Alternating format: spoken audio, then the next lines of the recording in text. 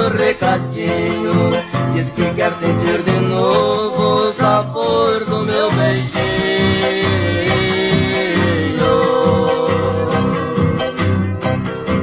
É verdade, linda rosa, eu já fui seu colibri, mas não vou lhe prometer de voltar ao seu jardim.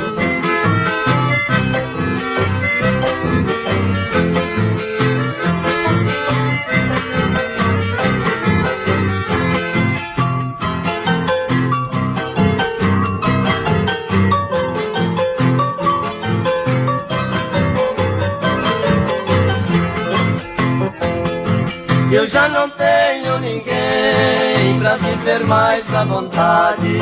Eu nasci com o destino de adorar a liberdade.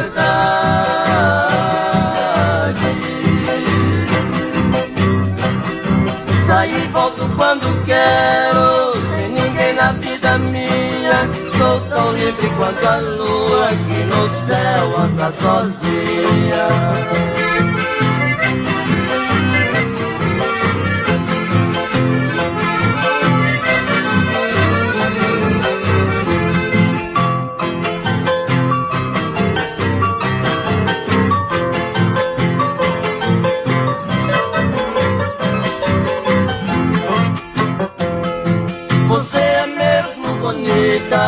E pensava que por isso brevemente eu voltaria lhe implorando compromisso.